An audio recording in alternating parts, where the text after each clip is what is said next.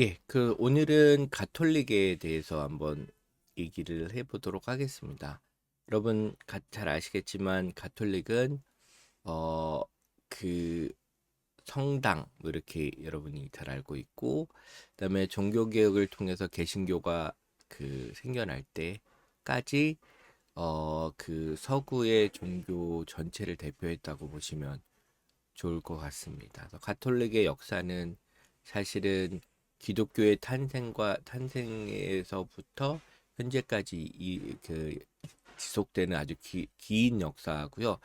그 안에서는 오역의 역사도 있었고, 영광의 역사도 있었고 합니다. 그래서 그 서구 역사의 가장 중요한 기둥을 세워 가지고 있는 종교라고 볼 수가 있습니다. 그래서 수업이 제가 그래도 가장 길어요. 가장 길고, 또 제가 한 교수님의 인터뷰도 가장 길어서 수업이 가장 저희가 이제 두 번의 수업으로 나눠서 진행하게 되는데, 가장 길고 좀 지루할 수도 있는 부분이 있는데, 그 어쩔 수 없는 게 역사가 너무 길어요. 그래서 그거에 따라서 좀 길어졌다는 걸 조금 사과를 드리도록 하겠습니다. 그래서 일단은 유대교에서 유대인들이 로마에 의해서 예루살렘이 완전히 점령이 당하고 유대인들이 이제 다 쫓겨나고 사라져요.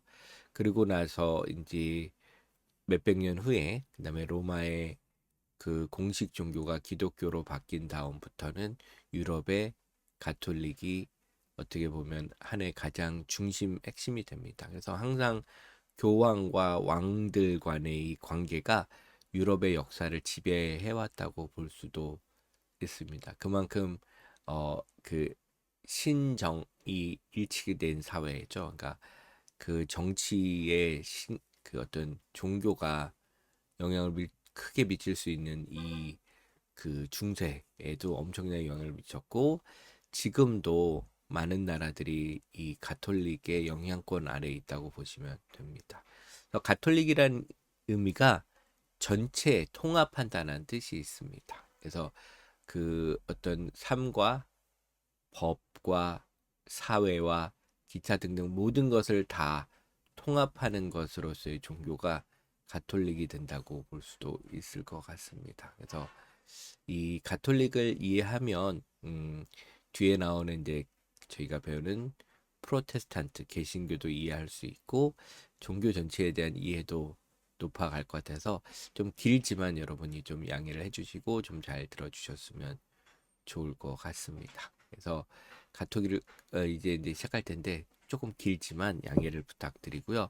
그래서 이 인터뷰를 해주신 분은 서강대 영어영문학과 교수이십니다. 근데 여러분이 궁금할 텐데 영문과 교수님인데 왜 가톨릭에 대해서 그 이야기를 해주시는가 궁금하실 수 있는데, 서강대에서는 교수님들 중에서는 신부님들이 계십니다. 그래서 예수교 예수회 신부님들이 계신데, 여기 있는 김치연 교수님도 그 서강대 교수님이자 신부님으로 계신 분 중에 한 분이고, 여기 있는 것처럼 신학을 먼저 하시고 가톨릭 신학을 먼저 하시고 그 다음에 이제 영문학 학위도 하셨다고 보시면 됩니다. 그래서 어떻게 보면 문학적인 바탕도 있으시고, 뭐죠?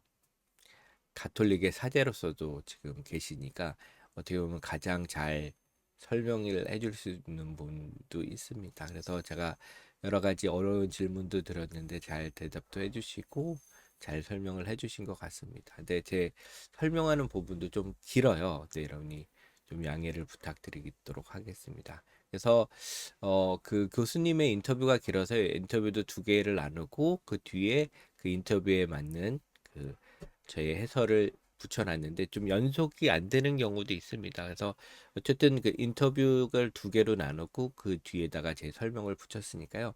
좀 길지만 잘 들어주시면 좋을 것 같습니다. 그러면 인터뷰부터 시작을 하겠습니다.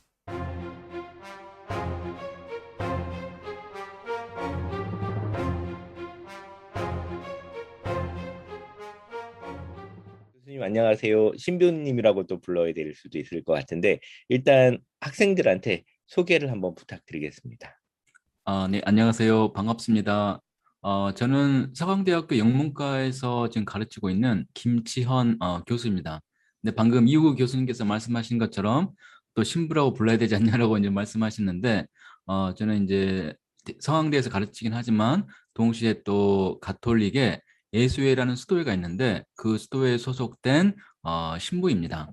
그래서 신부이면서 동시에 서강대에서 영문학도 가르치고 있습니다. 무엇보다 여러분 만나서 정말 반갑고 또 이렇게 종교에 관심이 있어서 또 가톨릭 사제로서 종교에 관심 있는 여러분들 정말 관심 가져주셔서 감사드립니다. 예. 그러면 이제 첫 번째 질문을 드릴 텐데요. 학생들이 이제 뭐 지나가다 성당도 음, 많이 보고 신부님도 보고 수녀님도 많이 보긴 할 텐데 실제로 이제 가톨릭의 교리가 정확히 어떻게 음, 되는지 잘 모르는데 이 짧은 시간에 그걸 전체를 해 주실 수는 없겠지만 그래도 개괄적으로 네. 간단한 이야기로 좀 풀어서 음. 잠깐 설명을 해주시면 감사하겠습니다. 네. 사실, 지난 2000년 동안의 교회의 가르침을 이렇게 짧은 시간에 설명하는 건 참 쉽지가 않겠지만, 하지만 또 할 수도 있는 것 같아요. 왜냐하면 저는 교리란 단어를 그렇게 좋아하진 않는데, 개인적으로. 왜냐하면 그 종교의 가장 근본 핵심, 그 본질은 그 창립자의 정신인데, 그 창립자의 정신은 사실 그렇게 많은 책이나 설명이 필요 없거든요.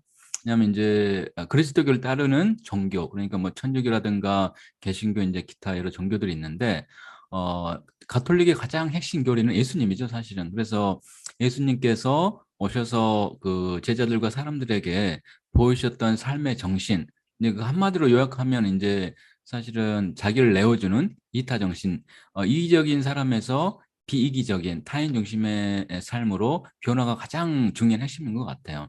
근데 그런 중요한 핵심을 살기 위해서 지난 2000년 동안 교회는 전통과 역사 어떤 가르침들이 이제 계속 쌓이게 되고 이제 축적이 되었는데요.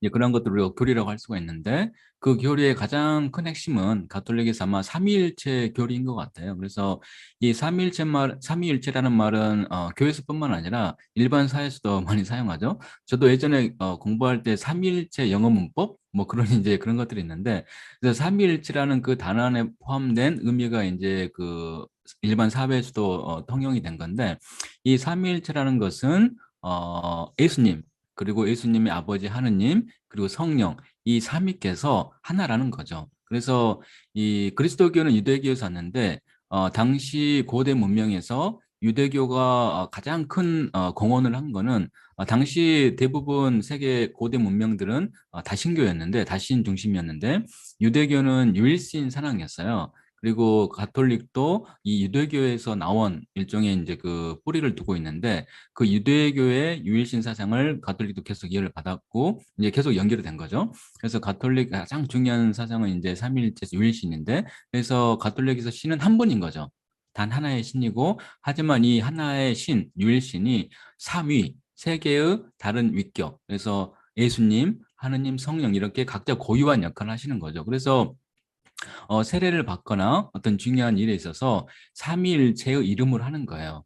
그래서 이제 한 초대 교회 3세기, 4세기 때 이단 논쟁들이 되게 많았는데 그 이단 논쟁들 중에 가장 큰 핵심 중에 하나가 예수님이 과연 인간이냐, 신이냐, 이제 그런 것들을 많이 논의해서 예수님을 이제 신과 인간 사이에서 50대 50 혹은 뭐 신보다는 인간에 가까운 쪽 혹은 인간 아니고 신에 가까운 쪽 이제 이런 논의들이 있었는데 가톨릭에서 예수님은 완전한 신, 동시에 완전한 인간. 그래서 예수님은 삼일체 한 인격이면서 동시에 두 개의 본성을 가지고 계세요. 인간적인 본성, 신적인 본성. 그게 이제 가톨릭의 가장 중요한 그 핵심 교리이고 그리고 아마 그 다른 어떤 종교들과 대비해서 가톨릭의 가장 핵심적인 어떤 그 교회의 가르침은 성사론이 있어요. 성사론.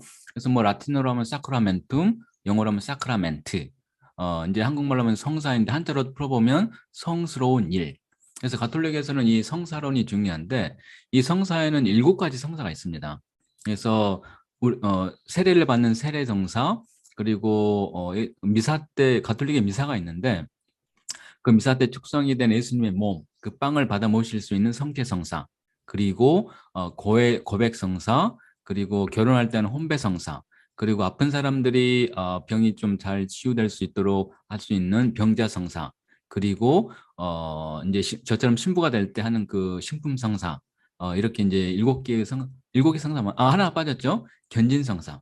견진성사는 이제 그 성령을 받는 이제 그런 그 행위가 되는 게 바로 이제 견진성사인데 아마 다른 그리스도교에도 세례성사는 대부분 있으신 것 같아요. 그래서 이제 세례성사는 세례를 받음으로써 이제 또 그 교회에 속한 정식 신자가 되는 거고, 그리고 이제 세례성사가 대부분 있는데, 근데 가톨릭에는 이렇게 이제 성체성사가 있고 또 고백성사가 있고 이제 그 혼배성사가 있는데, 근데 그 가톨릭의 이 성체성사는 아마 가톨릭 굉장히 고유한 부분인 것 같아요. 이제 영국 성공회 있잖아요. 영국 성공회나 어떤 이제 다른 개신교에서도 성찬례를 해요. 성찬례라는 것은 예수님이 십자가에 못 박혀 돌아가기 전날 제자들과 마지막 식사를 하는 거죠. 이제 그게 최후의 만찬인데, 그래서 이제 그 최후의 만찬에 대한 그 유명한 그림도 있죠.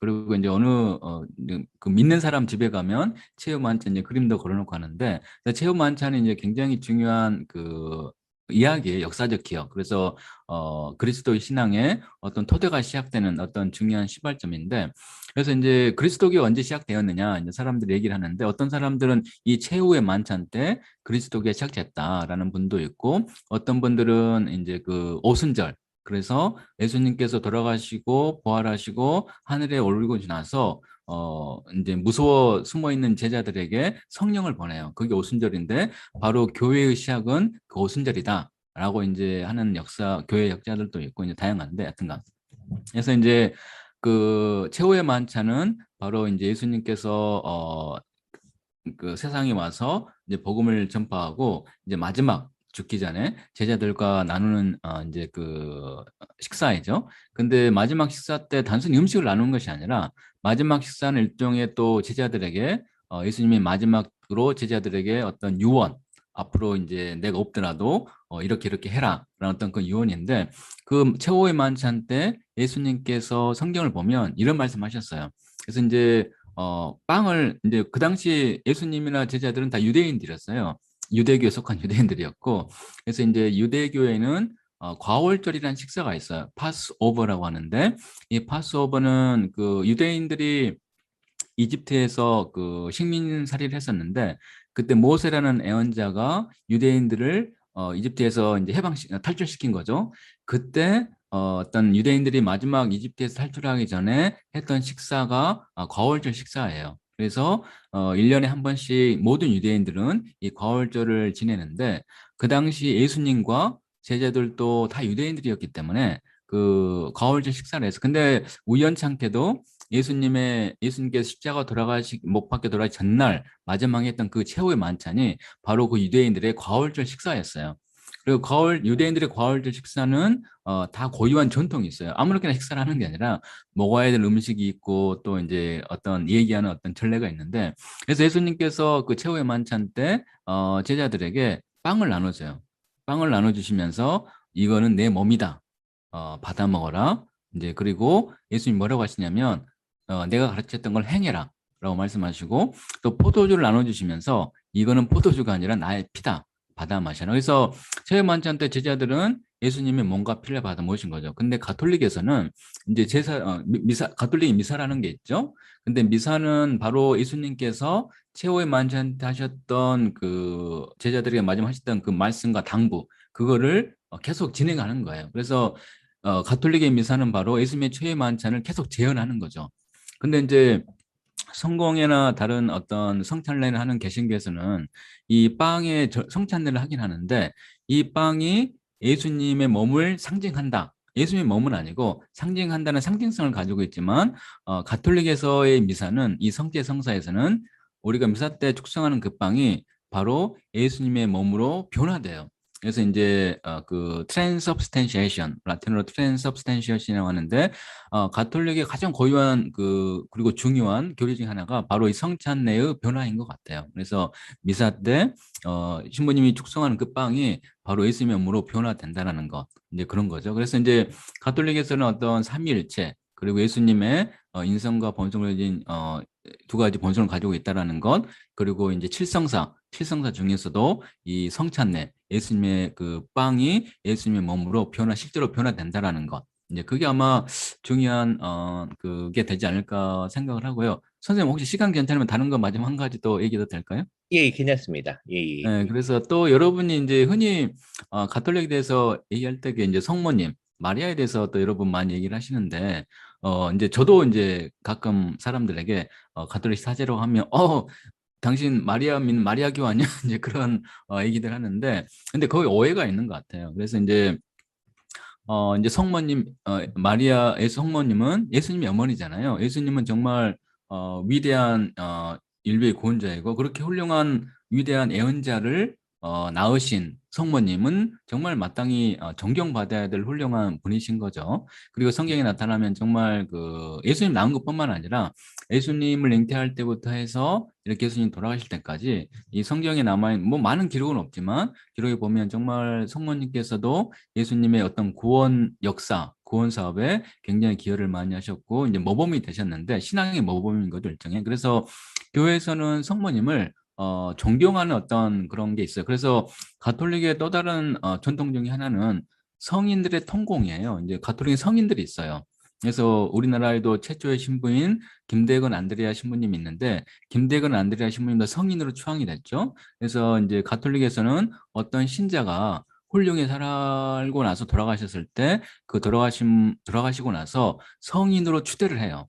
그래서 성인으로 추대를 하겠는데 아무나 추대하는 게 아니라 추대하는 과정들이 있어요. 이제 그 과정을 관리하는 로마의 그 위원회가 있는데 그래서 기록도 있어야 되고 어떤 이제 증거도 있어야 되고 그랬는데 그래서 이제 성인들의 어떤 전통이 있는데 이 성인들은 신들이 아니라 이 성인들은 하늘나라에서 하느님과 예수님과 함께 있으면서 우리 세상 사람들을 위해서 기도를 해주셔요. 그래서 우리가 성인들에게도 가령 뭐 그 한국에 어떤 어려움이 있다. 그러면 우리가 예수님과 하나님께도 기도하지만 또한 성 김대건 안드레아 신부님께도 간구를 해요.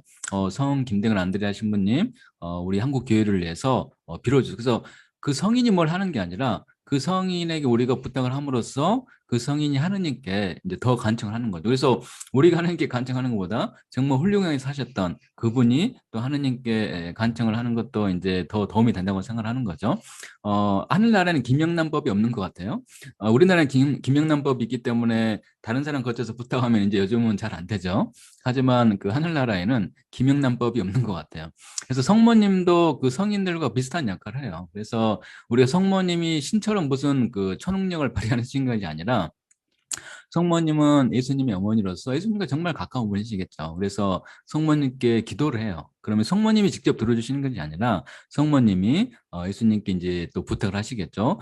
이렇게 한국에 있는 어떤 사람이 나에게 이런 기도를 하는데 이것 좀 들어주면 안 되겠냐 어떤 그런 차원에서 우리가 성모님을 존경하고 따르는 거지 성모님을 신으로 믿는 게 아니에요.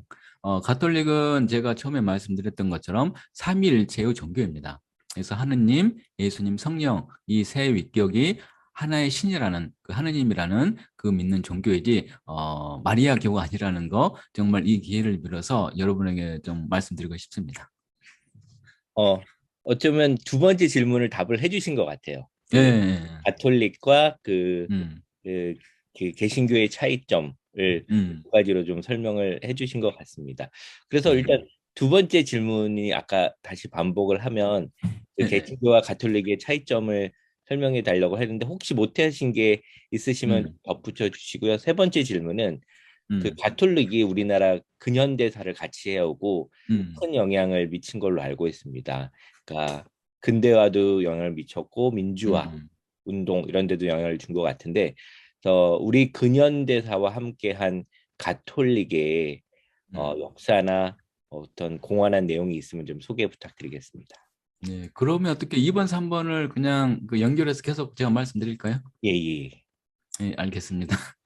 뭐 가톨릭과 신교 차이는 이제 여러 가지가 있긴 한데 제가 뭐 몇 가지 벌써 언급을 하긴 했는데, 근데 아마 그 간단하게 그 일단은 가톨릭 개신교 얘기하기 전에 제가 아까 전에 얘기했던 유대교 좀 잠깐 언급해 드리면서 설명하는 게 도움이 되실 것 같아요. 왜냐하면 이 유대교가 가톨릭과 개신교 어떤 근본 뿌리이기 때문에.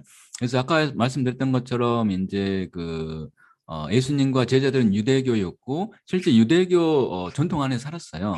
그리고 자신들이 유대 전통이 어떤 그 역사적인 선상이 있다고 생각을 했고, 그래서 유대인들은 오랫동안 그 방황 그러니까 집 없이 나라 없이 떠들어 다녔어요. 그래서 지금 팔레스타인 지역에 그 굉장히 유대인들과 아랍 사이에 굉장히 갈등이 심하잖아요.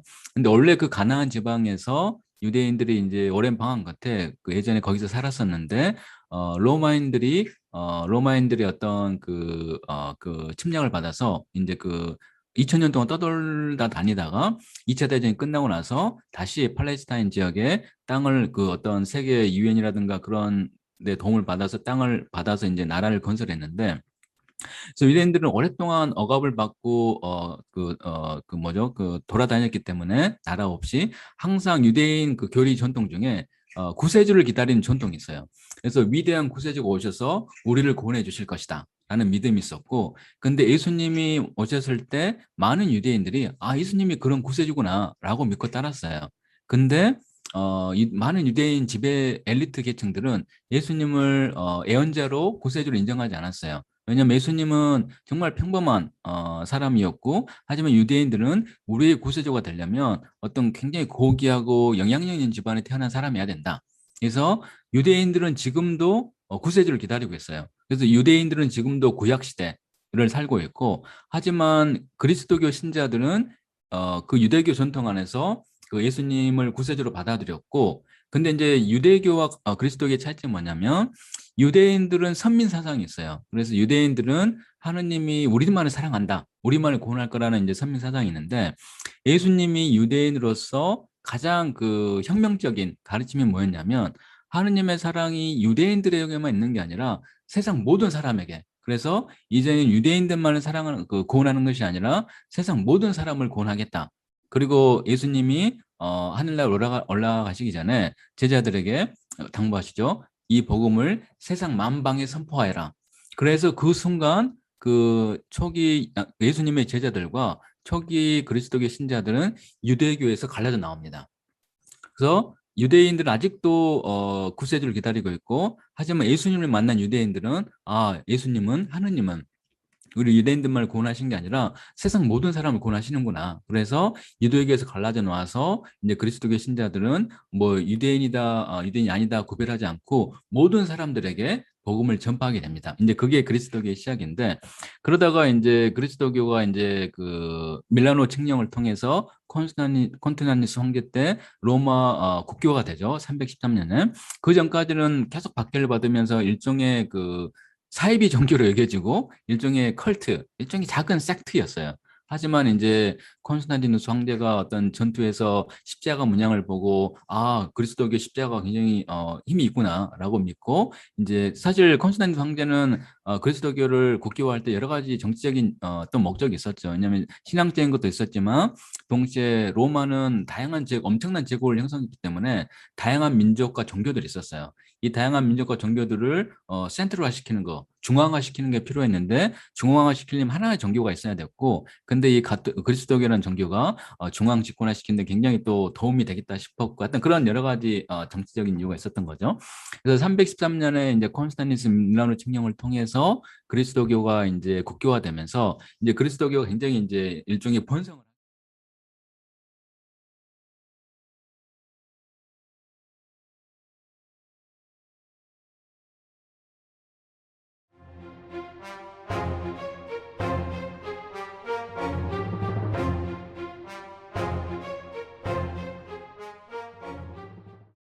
첫 번째 얘기는 뭐냐면 가톨릭인데 여러분 많이 사람들이 틀리게 얘기하는 건 뭐냐면 카톨릭이라고 하면 다릅니다. 공식 방식은 뭐냐면 가톨릭이에요. 왜냐면 영어로 따지면 C로 시작되는데 이것도 왜 이런 게 있냐면 중국에서 가져왔기 때문에 발음들이 이렇습니다. 성경에 대한 이름이나 지명도 많이 다른데 이집트를 뭐라고 발음하시는지 알죠? 애굽이라고 해요. 애굽과 이집트는 완전 발음이 다른데 왜냐하면 그 성경이 번역된 역사가 뭐냐면 대부분 중국을 통해서 와서 음가가 많이 바뀌어요. 그 여러분 중국어를 중국에서 외래어 브랜드를 가져올 때 꼭 자기네 한자에 맞는 음을 가져와서 만들어서 코카콜라를 가구 가라 뭐 입에 뭐 즐거움 뭐 음악도 즐거운 이런 표현으로 썼어요. 그래서 그 약간 음은 비슷하지만 완전 다른 소리가 되는 경우가 많은데 그래서 그 기독교 관련된 용어들 지명, 인명, 사람의 이름도 우리가 생각하는 거랑 원문하고 너무 달라요. 그 이유는 뭐냐면 중국을 거쳐서 오기 때문에 많이 그렇습니다. 그래서 한때 우리나라는 이중고가 있었어요. 뭐냐면 한때는 중국을 거쳐서 용어들이 들어오고 두 번 일제강점기 때는 일본어를 통해서 발음이 거쳐 와서 일본어는 여러분 더 아시죠?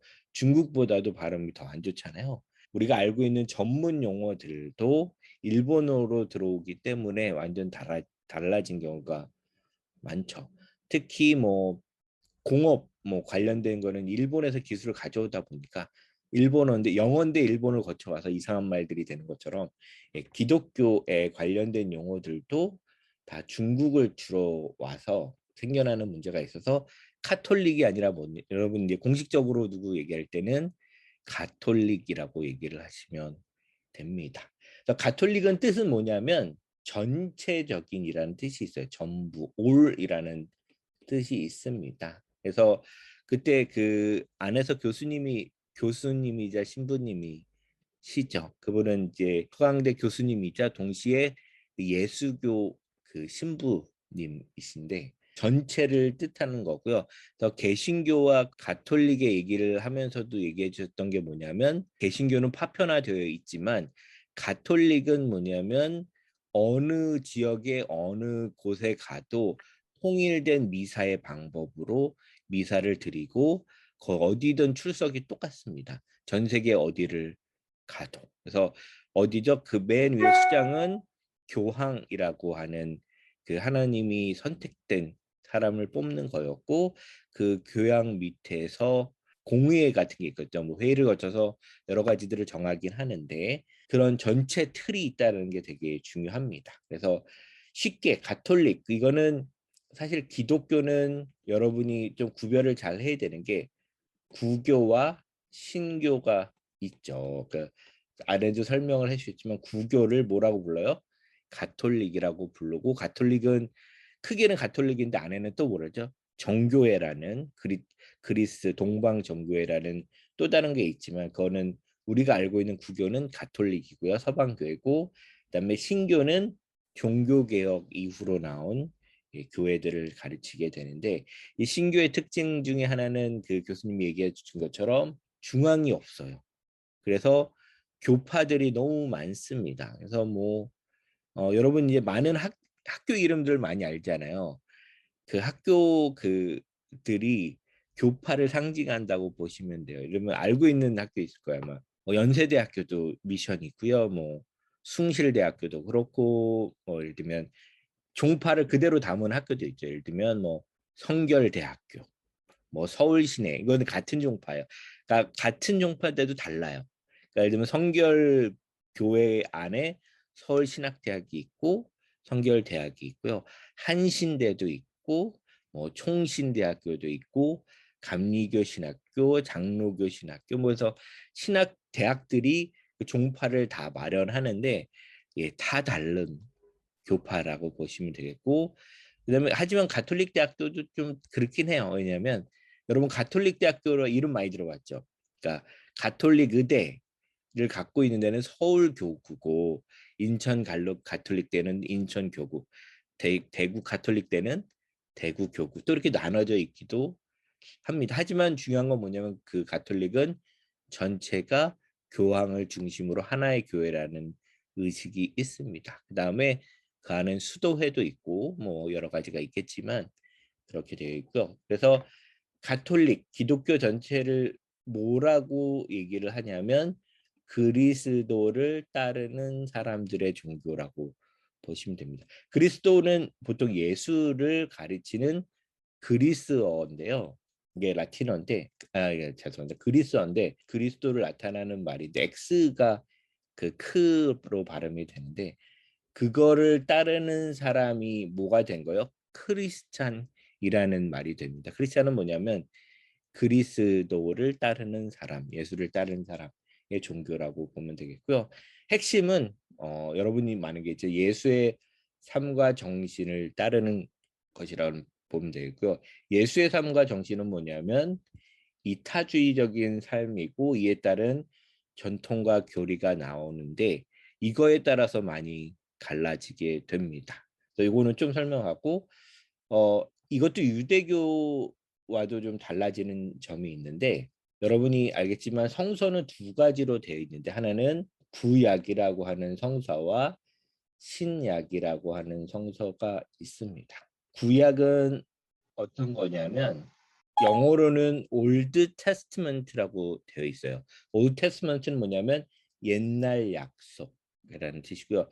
신약은 새로운 약이 아니라 새로운 약속이라는 뜻이 되어서 구약은 신이 첫 번째로 했던 약속인데 이거는 구약 신약은 누가 나눴을까요? 유대인들이 나눈 게 아니라 신약에 있는데 구약 신약을 나눈 거는 유대인들이 아니라 신약이 있던 기독교인들이 만들어낸 게 신약이고 구약은 원래 유대인들의 경전이었는데요. 그래서 유대인들은 토라 이후부터 나 자신만의 경전을 따로 갖고 있어요. 그 구약과 플러스 여러 가지 신비주의적인 얘기를 담은 책들도 있고 여러 가지가 있는데 그 유대인들의 경전이었는데 그 기독교인들이 이거를 이제 구약이라고 부르고 신약이라고 불렀는데 신약의 내용이 뭐냐면 예수 이후의 삶에 대한 얘기가 신약에 담겨 있습니다. 그래서 예수의 삶과 정신은 여러분이 아시겠지만 가장 핵심이 이타주의적 삶인 것 같아요. 여러분이 혹시 성경이나 성경에 대한 이야기를 들어봤으면 어떤 삶을 살아있는지는 알 것 같아요.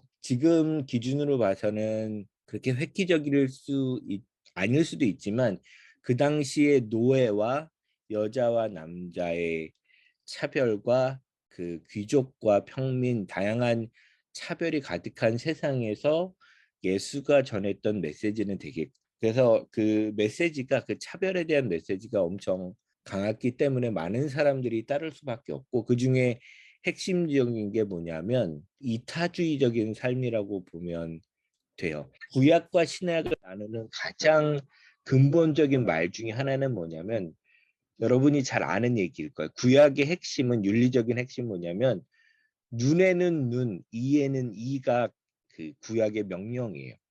복수해도 돼요.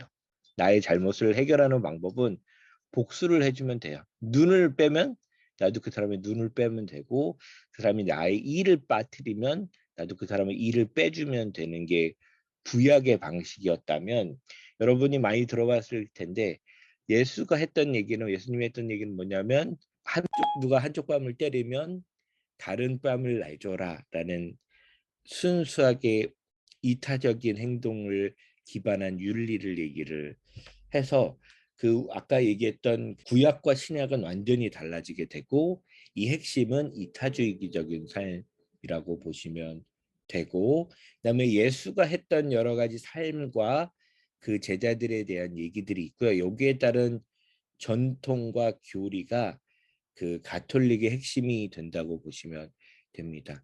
그래서 계속 개신교와 분리를 해서 얘기를 할 수밖에 없는데 그 이유 중에 하나는 사실은 같지만 또 너무나 다른 종교가 이 둘이 되어버렸기 때문에 이 둘의 민감한 차이를 좀 여러분들이 인식하고 있어야 나중에 이 종교를 이해하는 자기만의 태도를 가질 수 있을 것 같아서 조금 더 이게 좀 조심스럽지만 계속 얘기를 하려고 합니다. 개신교는 의례 전통을 별로 중요하지 않는 반면에 가톨릭은 전례, 사람들에 의해서 내려오는 것들을 되게 중요하게 생각을 해요. 그래서 개신교는 성경에 있는 것만 중요하다라고 얘기를 하고, 가톨릭은 성경도 중요하고 성경을 통해서 우리가 해왔던 여러 가지 일들도 중요해서 성인들도 되게 중요하게 생각하고 그런 면이 있습니다. 그래서 개신교는 예를 들면 성경책이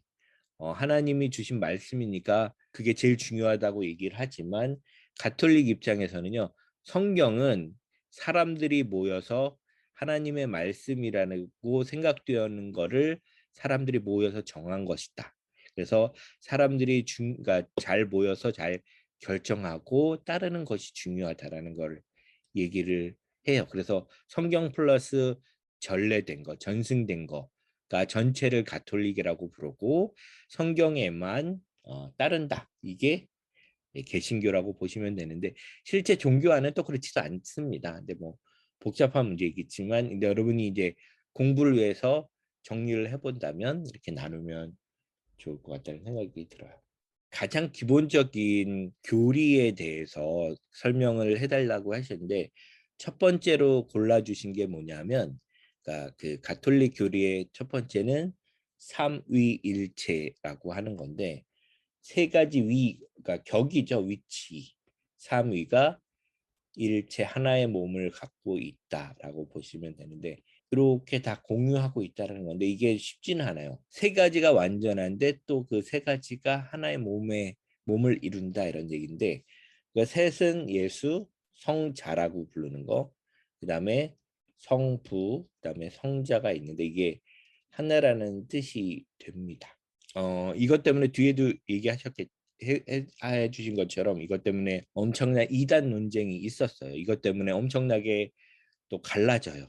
이 안에 내분이 일어나고 싸움이 엄청나게 일어납니다. 그러니까 그 여러분이 이제 종교와 관련된 이단 논쟁들이 많거든요.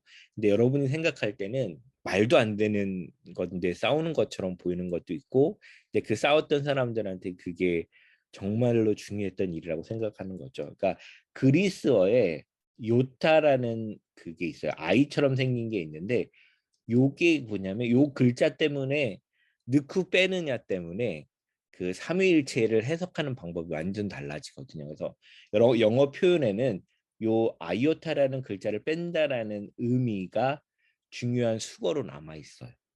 그 정도로, 그러니까 일상 언어로에 남아 있을 정도로 이 삼위일체는 서양 사상에서 중요한 역할을 하기도 합니다. 그래서 이 삼위일체라는 게 중요하고요. 근데 알게 되겠지만 이 삼위일체가 성경책에는 있는 말은 아니에요.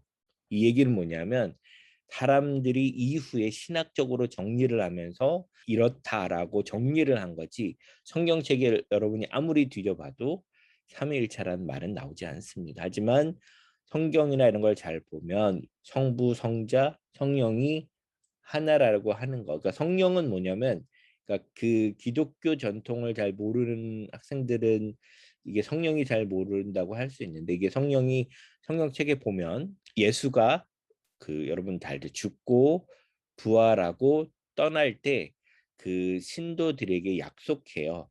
내 대신 하나를 보낼 테니 그것이 성령이다라는 얘기를 하는데, 이게 그 이 둘을 대신해서 인간과 함께 있는 신적 존재를 성령이라고 부르는데, 이 세 가지가 하나라고 이제 신학적으로 정리하고 그것을 믿는 것이 그 가톨릭 사상의 핵심이 됩니다. 유신교, 유대교에서 이제 왔는데, 사실은 제가 전에 얘기했지만 모든 종교는 다신교적이라고 보고, 그러니까 유일신 종교라는 게 대부분이 종교가 그럴 거라고 생각하지만 그렇지 않습니다.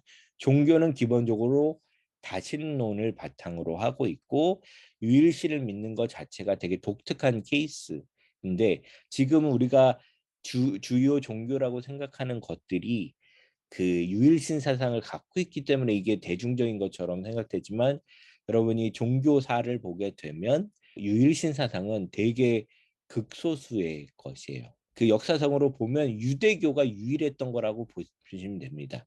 기원 전에는, 그러니까 기독교가 탄생하기 전에는. 그래서 유일신 사상이 있었는데, 그래서 하나, 그러니까 유일신 사상은 하나라는 뜻인데, 기독교의 문제는 뭐냐면 세 가지가 있다고 주장하는 거예요. 세 개 다 다른 게 하나다라는 말이죠. 그래서 그렇기 때문에 뭐가 되면 모든 성례라고 했는데 성스러운 의례라는 뜻이에요. 그거를 이 삼위 예수, 성자, 성부, 성령의 이름으로 해야 된다는 게 되게 중요한 교리의 핵심이 됩니다. 그다음에 이단 논쟁에 대해서도 설명을 해주셨죠. 뭐냐면 예수님이 인간이냐 신이냐에 따라서 여러 가지 이단 논쟁이 있었어요. 그래서 성부와 예수는 다르다. 예수는 인간에 가깝고 성부는 신에 가깝다. 뭐 이런 식의 얘기는 이단이 됐죠 지금은. 그래서 50대 50이다. 반반 치킨같이 이 신인간 신이 더 높다. 인간 신보다는 인간이다. 이런 걸로 계속 싸움을 했었는데 결국은 뭐냐면 100% 신의 100% 인간이라는 게 것이 정통으로 자리를 잡게 됐습니다. 그래서 이게 핵심이 될 것 같고요. 완전한 신, 완전한 인간이 되겠고요. 그다음에 인간적 본성, 신의 본성을 가짐 이렇게 됐습니다. 근데 그 기독교 여기가 되게 중요한 게 뭐냐면 신이 인간이 된다는 그러니까 그 여러분 변신 이야기 알잖아요. 변신 이야기. 그 오비드가 썼던 그리스 로마 신화를 보면 그 그리스 신들이 끊임없이 동물이나 인간으로 다 동물로 바뀌어서 뭘 하냐면 대부분이 범죄를 저질러요.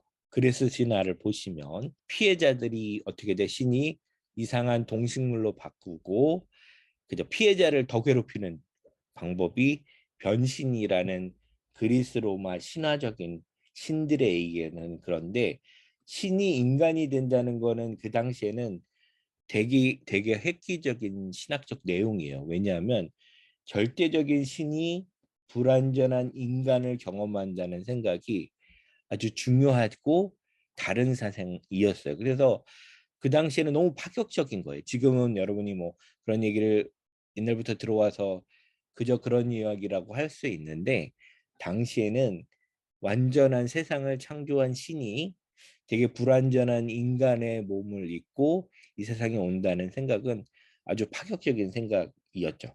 근데 그 신이 인간으로 내려오면서 대충 인간이 아니라 인간의 연약함을 100%다 이해하는 인간이 되는 거고 하지만 신이 완전히 사라지고 인간이 된 게 아니라 신도 가지고 있는 그런 그러니까 신과 인간이 완벽하게 하나의 몸으로 갖고 있다라는 거는 그 당시에는 되게 파격적인 신학적 내용이었고 그게 더 힘이 됐을 수도 있을 거라고 생각을 했어요. 왜냐하면 신은 인간과 항상 분리되어 있고 바로 떨어져 있어야 된다고 생각했는데 예, 여기서는 그런 것들이 깨지게 됐죠. 그래서